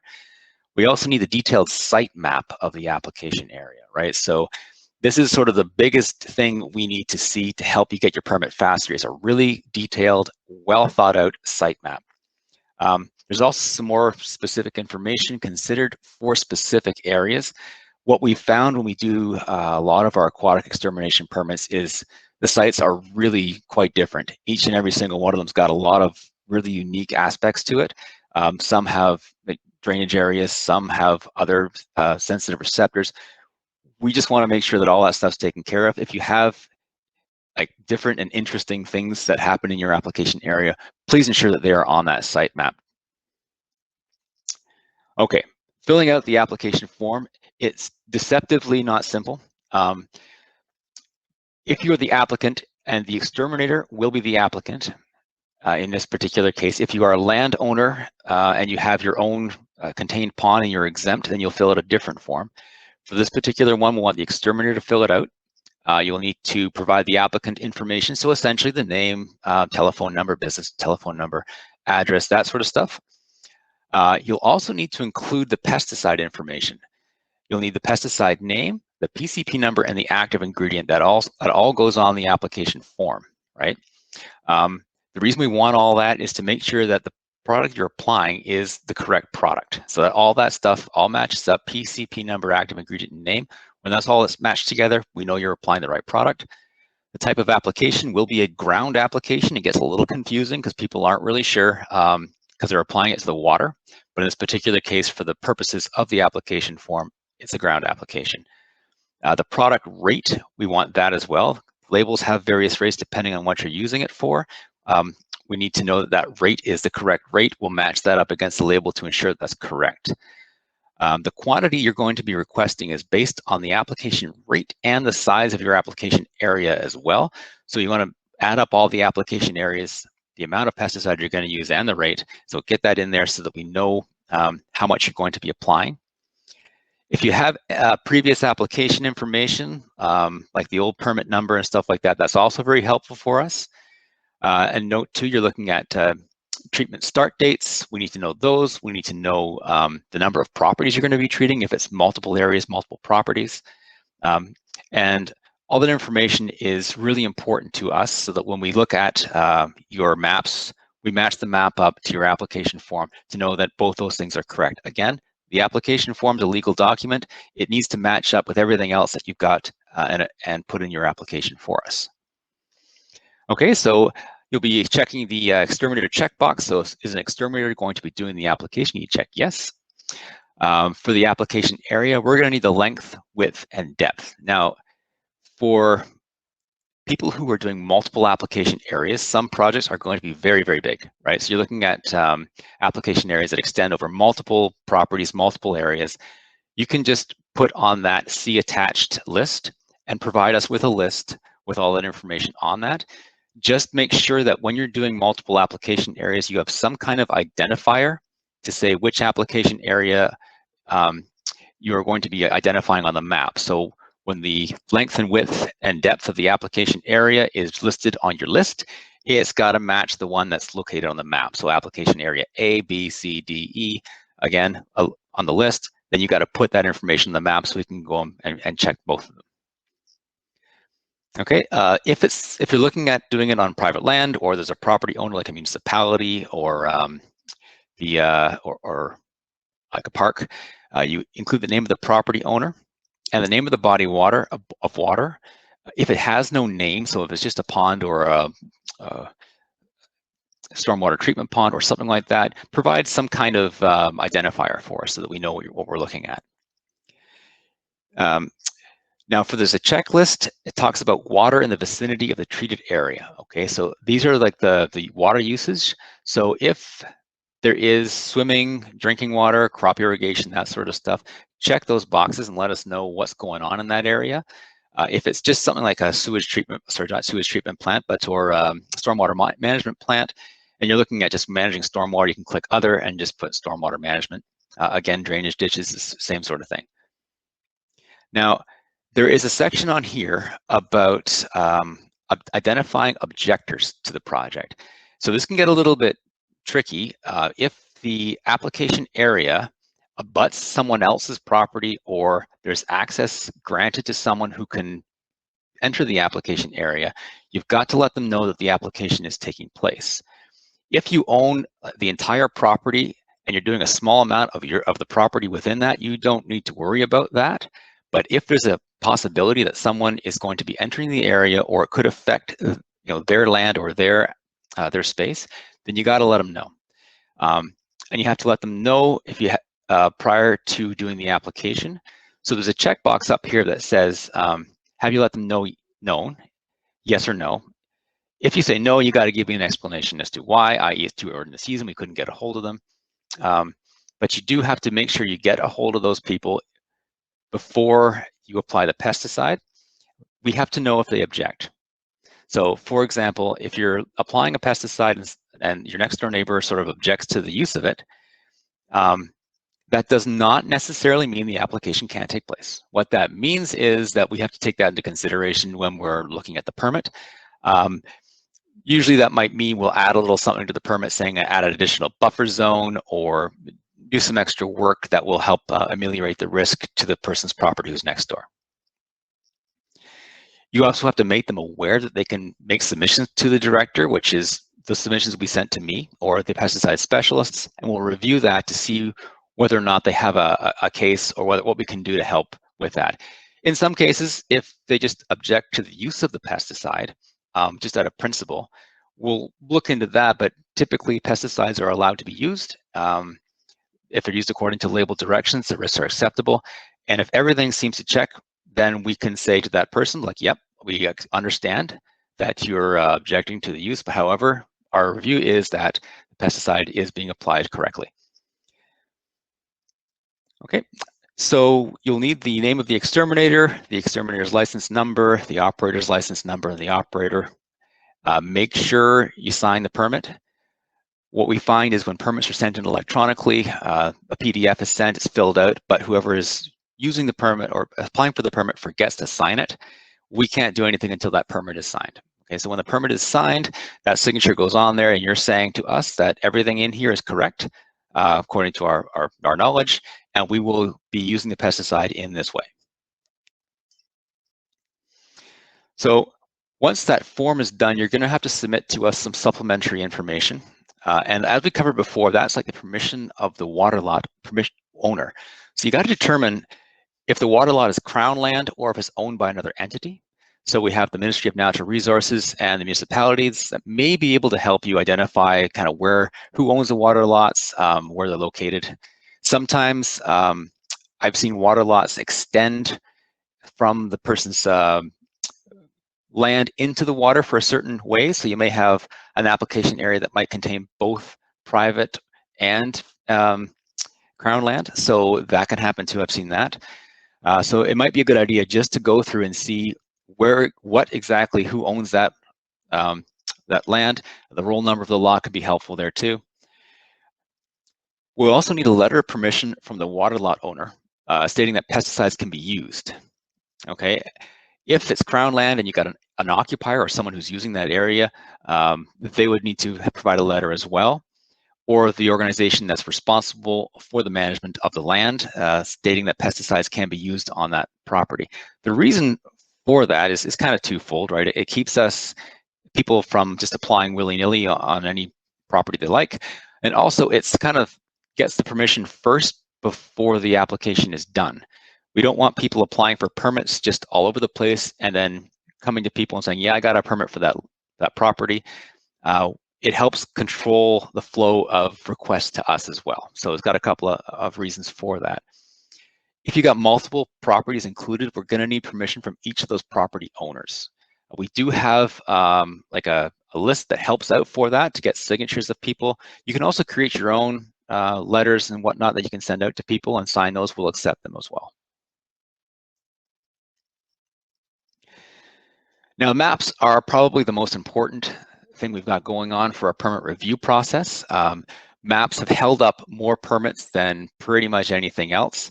And one of the reasons for that is people, when they apply it, they just figure they know their area really well. So they'll just draw a circle, here's the pond, here's the frag, and they send it to us and it looks like you've drawn it on a napkin. We need something a little more professional and a little more precise. So a location map kind of shows us where exactly you're going to be treating. It's a point on a map with all the major cities and towns kind of shown on that map. Now that helps us kind of when we're going through quickly to see where it is, helps us bunch permits together. It can really help us when we're doing our initial review. Now the site map is probably the one that's done the worst out of all these maps, but it's the one that's most important for us. So it's got to be as detailed as possible. And so we can do a thorough review of where the pesticide is being applied and what's in that area. So we need to know the location of the application area in relation to the neighboring property. So you got to include the neighboring properties on there, okay? You can draw it by hand if you like. I would prefer it if you can use some kind of mapping software. Google Earth right now has pretty decent tools you can use. That's really handy. You don't have to give us, you can give us a Google Earth file if you'd like. We'll take that because we can open those. But on those maps, again, really important to get neighboring properties, location of all the public access points or public use areas. Okay, this is because we want to make sure that when people are moving into the area after the application, they're aware of the pesticides being applied. So this gives us an idea of where to post signs to let people know that a pesticide has been applied in the area, and also where possible, people can possibly come into contact with the pesticide. Want to know of any water intakes, docks, boat slips near the treatment property or neighboring properties as well. Again, on the label, there's requirements for water intakes. We want to make sure those requirements are followed in the label as well. So that sort of helps us determine whether or not you could have an issue with a water intake. During our review process, we do have access to records of water taking permits. So we can just do a double check just to make sure that there's no registered water taking permits in the area. What we can't do is look for any of those little water takings that are not registered. So if someone's got a pump set up that they're watering their grass and they're pulling from the water, that's something we wouldn't know about. So it would be the responsibility of the permit holder to look for those type of things, right? So we're leaving that up to you. If you find any, they can be noted on the map. Then in your permit, we may require you to do other work to ensure that those pumps are off. Okay, so again, location of the treatment area. We need the length and the width of the area. Metric preferred, please. I'm a child of the new math, so I like to work in metric. It also works better for us to just look at the label and stuff. We can do conversions, but I prefer metric. Location of any sensitive receptors, and this is going to be important. If you're going to add a buffer zone, maybe show us the buffer zone as well. Show us any sensitive habitats like fish sanctuaries, any specimen trees or locations where you're going to try to avoid getting drift, that sort of thing. And again, because this active ingredient is new to us as well, we're going to be looking for that kind of stuff from our permit applications. And so if you could include that as well, that would be great. Got an example here. So this is an example map, kind of the stuff we would like to see. If you note, the application areas have all been outlined. The length and width is there, as well as the total hectares that you'll be treating. We've got a public trail to the left with the water access, so we'll need to see that. We've got some duck blinds in there where people will be using the duck blinds for duck hunting. You've got a campground as a neighbor and a water intake. So note, I've got all the distances from the water intake measured, right? So if they're probably lower than what you would need, or sometimes they're further, whatever, we'll need to look at that and say, okay, well, if it's closer and you have to shut that off, you got to get some information from the campground owner regarding their use of that water. So that's something else we're going to be looking at in terms of permit review. Who's around there, who could be impacted, and how can we help reduce that impact so that you can make the application happen. Okay, so to submit your permit, you're going to send it to the regional pesticide specialist. Now, how to get a hold of your specialist? On the right here, I have the regional offices, and underneath the regional offices is the municipalities that are included for that region. At the end of the presentation, I'm going to put this up again just so you can have a look at it and copy down who your specialist will be. Make a telephone call, and you'll find be able to ask for your regional specialist. The reason I don't have people's names up here is situations change where people are covering for other people at certain times, or we have new specialists. So it just gets easier to just get in contact with the person through telephone. If you know the name of your specialist and you don't have their email, you can go on to our InfoGo service and type in the name, and then all the information will come up there as well. And I believe you can also search for district and regional offices on that site as well. When we get your permit, we're going to check it for completeness to make sure that all the information that we've requested is there. Any missing documentation will be requested. So if you forgot to send us something, we'll call you back and say, hey, can you send this in? Substantially incomplete or inaccurate permit applications, we're going to send right back to you. Okay, so make sure they're filled out correctly the first time. It really saves a lot of time for us going through. We anticipate a lot of people will want to apply for these permits, so volumes will be high. So the more information, the more accurate and more complete your permit is, the faster we can get it turned around to you. Okay, we'll review all your permit application form and support documentation. We'll confirm the rate of the pesticide that's required, the amount that you're going to be applying. We're going to confirm that the person who has a license, if the license required. The post-extermination will be compared with the label and all the label requirements and our provincial legislation, just to make sure it's working and you can apply the pesticide in the way you intend. We'll review all the potential environmental impacts that you're going to be exposure to, and we may modify your project or request more information on your project if we feel that additional stuff is required, okay? When you get your permit, you're going to review all the information on the permit. You're going to check the application window to make sure that we have inputted that correctly, for one thing, and that you know when the application window ends. The application rate to ensure that's A, correct for what you want, and B, that you can apply it at that rate. You're going to look at the amount of pesticide that you're permitted to use, because we will give you a total amount that you're allowed to use for that extermination. If you need more, or if additional areas are going to be treated or would like to be treated, you can contact the specialist and we can make an amendment to the permit to add more area if you need it. That doesn't require you to submit a whole new application. It just requires you to let us know that additional areas will be needed, and we can work with you on that. The number of applications that are permitted is also on the permit, and in this case, it will be 1, because the label allows 1 permit application per year, and typically we only permit that as well. Have a look at your permit conditions when you get your permit, because we do have requirements for notification on there. There'll be specific requirements to your area regarding, there could be some stuff regarding buffer zones, there could be some stuff regarding timing. That'll be included in the permit conditions. Conditions are on the permit to help reduce risk of impact to human health and the environment, so ensure that those conditions are followed correctly. Any notification requirements will be included in the permit, so make sure those are followed as well. If you get the permit back and you disagree with the way the conditions in the permit or anything else related on the permit, within 3 days you can submit your comments to the director to change or rescind the decision, i.e. change or rescind the permit. Or you can, within 15 days, apply for a hearing under the Ontario Land Tribunal. All the information on what you can do is listed on the permit. So if you decide you don't like what the permit says, or you have some, you want changes done to the permit, you can contact a director. If there's errors in the permit, or it's something that you need to change just quickly, you can contact the specialist, and then we can probably get that done for you. There's no need to challenge the permit.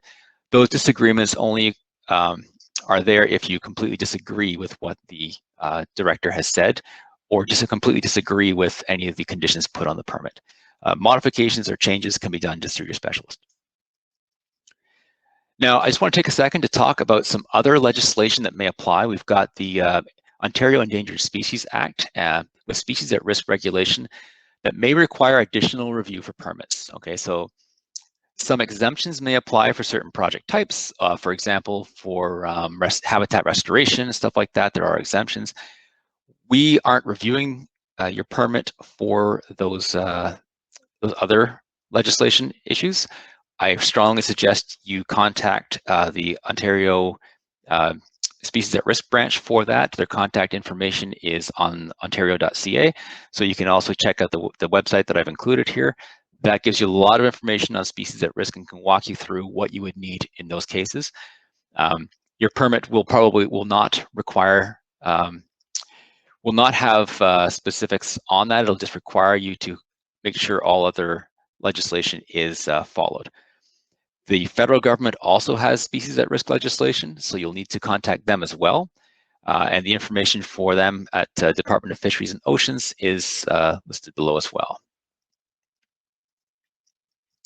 So again, some important considerations. I mean, we've talked a lot about integrated control for Phragmites. It does require an integrated approach.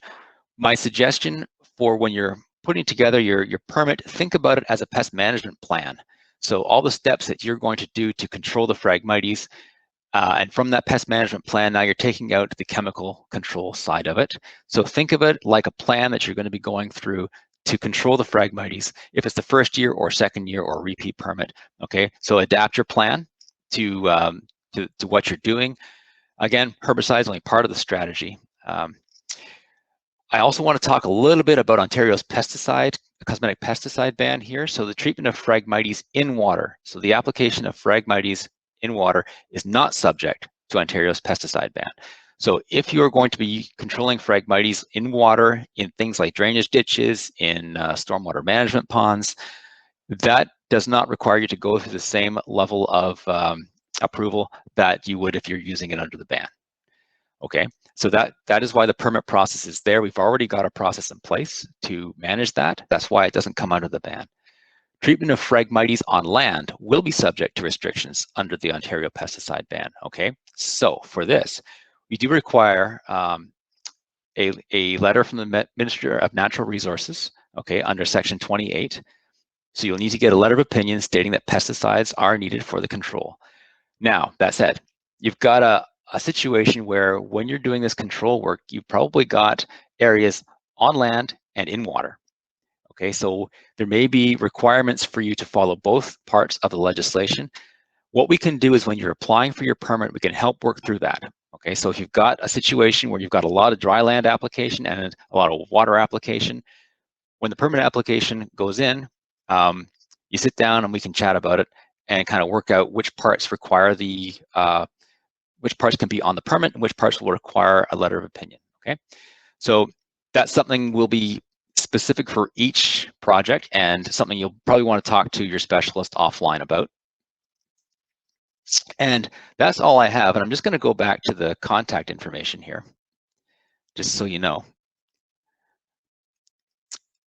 And with that, I think I can take some questions. But what I'll suggest for questions, if you have any specific to your area, that you contact your regional specialist. And if you have any questions related to the permit application process or anything like that, you can get a hold of them and they can provide you with an answer. There's only a few of us, and we do talk regularly, so we are all on the same page when it comes to permits and application processes.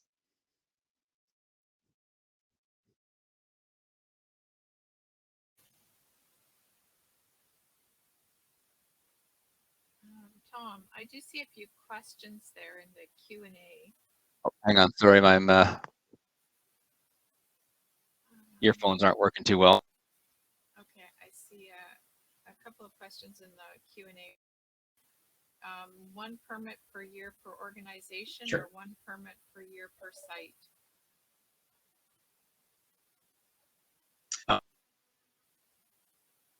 Year. Sorry. One permit per year. Multiple sites can be on a permit. So you can apply for a permit for 40, 50, 60 sites if you wanted to, but that would be for 1 year. Permits are only given for a year. Okay. There was another one I saw here earlier.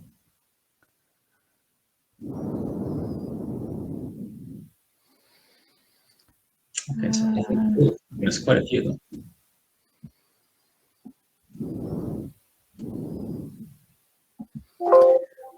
I saw one, I think somebody just made a comment, was there extra staff hired to deal with the extra permits that will need to be issued?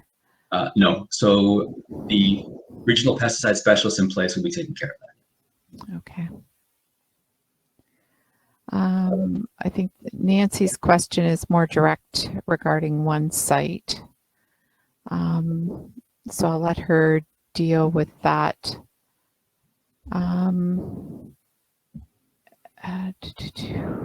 And just reading through here, was there any others that were specific to you? Alan is asking, soon as you said letter of opinion, then there's no way of treating frag this year. Can the Invasive Species Act not apply? Yeah, so in order for you to use a pesticide under the Invasive Species Act, because it is a land extermination, if you're just going to apply frag on land, you will require that letter of opinion in order to apply to the land. If you're applying to water, then a permit is needed, because the water exterminations are not covered under the Ontario pesticide ban.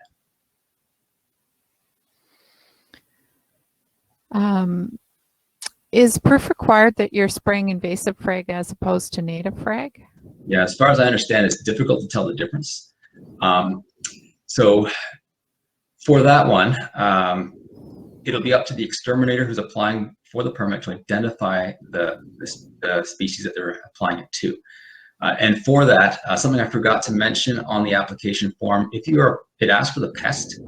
So when you apply for the permit, don't type in weeds. Okay, give me the name of the plant that you're applying to control. Roy Morsher, if it's a land application within a forestry compartment, is it exempt under forestry exemption? Yeah, so if you are using a pesticide to protect, establish, protect or establish the forest, then yes, it will come under the forestry exemption. Wow. Just checking here to see if I got everything.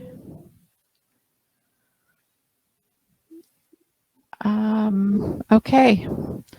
Well, thank you, Tom. That was awesome. And obviously there was, by the registration today and the attendance today, a lot of interest in how to use this product and what's the process. So we want to make sure that people are doing it legally and using it correctly. And before I go, I'll just say we do have an older permit application guide from 2005 that's being updated. That guide is not, it's not the best, but it does have enough information that can kind of lead you through the application process. Right now, I'm currently updating that guide. I'm really hoping to get something out by the end of the summer. We're a little bit behind on that right now, but I'm working hard to get it done. A couple more questions just come in here. Do permits apply to agents of the Crown? So there's a bit of a, if it's Crown, so it's federal property. There are some legal issues around that. We do have some federal agencies like the Department of Fisheries and Oceans that do apply for permits for Lampricide application. And as far as I do know, some of the federal lands still apply to us for a permit for use in the property. But that one I'd have to pass through our legal department to determine whether or not if it's a federal land, if a permit from the province is required or not. Okay, and can you reiterate the timeline for getting a permit? Yeah, I kind of didn't talk about the timeline for getting a permit. So it's going to depend on the number of permits we get. So if we get a flood of permit applications, it does take us some time to go through them. There is the turnaround time, I believe, is something like 35 days, but that's really far out there. We really try hard to get them turned around 2 to 3 weeks, but it might be close to a month depending on how many we get. So I'm not going to lie and say it's going to be fast. If the permits are complete, they go a lot faster, right? So if we don't have to talk back and forth about stuff, you'll get it quickly. The more back and forth we have, the longer it'll take. So I will make no promises for turnaround times at the moment. Once we get more permits in and we see how that functions, then we'll get a better idea of how we can turn it around. Okay, I think I'm going to leave this at this point, and Tom, you're staying around for the next bit to answer questions if people want to find you at a table or send you a message directly to chat with you. Unfortunately, I won't be able to stay around for the afternoon. I have some other meetings to get to. But if you have any questions, maybe if you could write them up in an email or something like that, and we'll do our best to get a Q&A document back to you. Okay, awesome. Well, I want to say on behalf of everyone here, thank you very much for presenting today and sharing with us a great resource of information, and just doing one last check here to make sure everything's good. Okay. Thank you very much again, and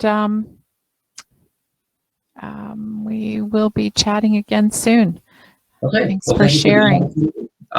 We appreciate it. And yeah, if you have any questions regarding specific questions, you can contact your regional specialist, and they'll be very happy to help you out. Okay. Thank you. Okay.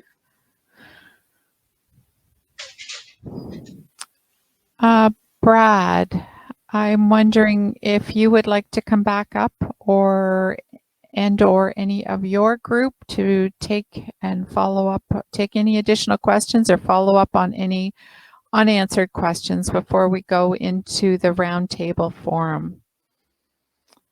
Brad, do you want to join me up on the stage? Yeah, I'm here. Can you hear me? I can hear you. I'll just do these. There's not that many. I think we've answered most of them in the chat here. Someone wanted to know if the applicant wear a respirator, and the answer is no. Always could put additional PPE on. Please read your label, right? That's all in there. It's all laid out very nicely. A lot of these are for Tom, Belinda. So there was one there around just some questions of other weed species, and this product only used to control the on-label weed species. So the ones that were asked about in the Q&A, those aren't on the label. yeah, but please always remember this is a non-selective herbicide. So just because it's not on the label doesn't mean it doesn't kill it, but you are only officially allowed to control the species on the label. Brad, there was a question on impact of salt. Yep. And I've had no issues with treatment of Phragmites in salt water. Have seen no issues there. Great, thanks. And then maybe Jim also, so the US rate goes up a little bit higher than the Canadian rate. In your experience, the 4.68, or I forget what I think that's the rate in the US. That's the normal rate that is used in the US? That's correct. Yeah. That would be for your that should initial. answer your, Yeah, that's for your initial treatments. That's where I would go. thank you.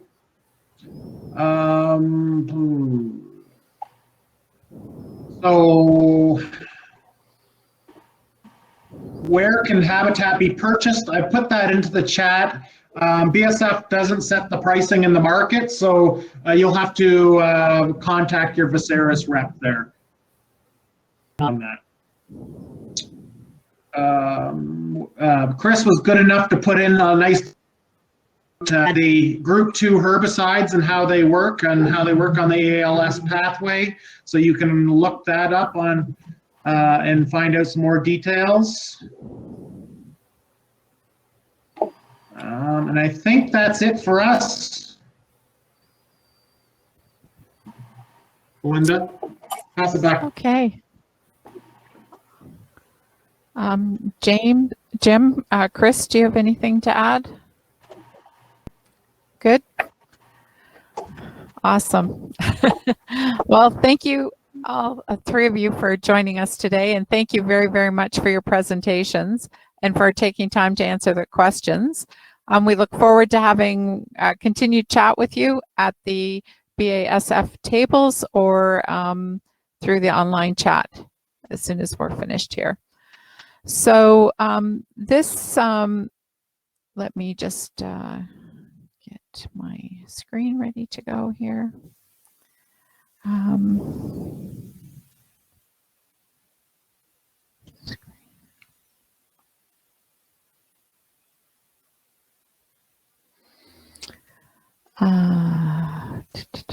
Where did it go? I seem to have lost my screen. Just 1 second here.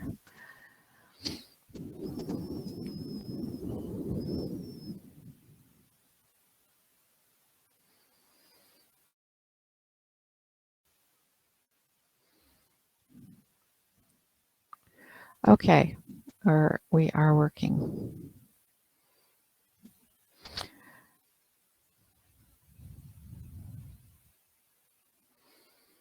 Okay, sorry about that. We're going to now, the official presentation as such is concluded, and I want to thank everyone again for coming today. However, this next part of the meeting is the informal part, and the part that's really of great value, where you get to speak to your peers, network, talk to others that might be experiencing or have similar questions. So this is the table view that you will go back to when the presentation is formally ended. And you can double click on any empty blue chair, and move to a new table if there's someone there at that table that you want to chat with. When you scroll over a bubble head, you will have the ability to see who's at that table. Don't forget that we have multiple floors. On the left-hand side, you'll see different floors, but I encourage you to visit the tables.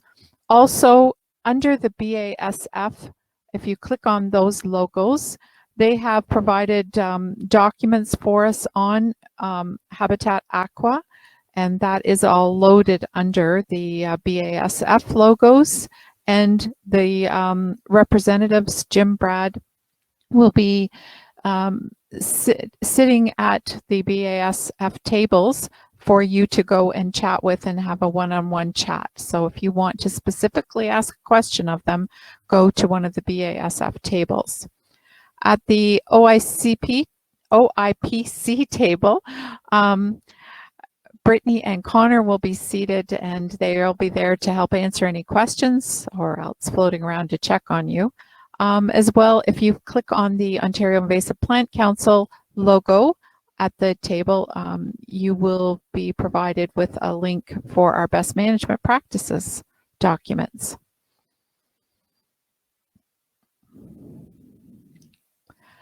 Again, this concludes the formal session, but I do encourage you to take a bio break, grab a quick drink, bite to eat, and come back. This networking session, the opportunity to chat, talk, and learn is really of great value, and that's what this platform is best at. I want to thank BASF again, Brad, for sponsoring today's event. This has enabled us to bring this event to you at no cost, no charge. So thank you everyone for your participation. Thank you for your time. And I will now shut down the formal part of the meeting. Thank you.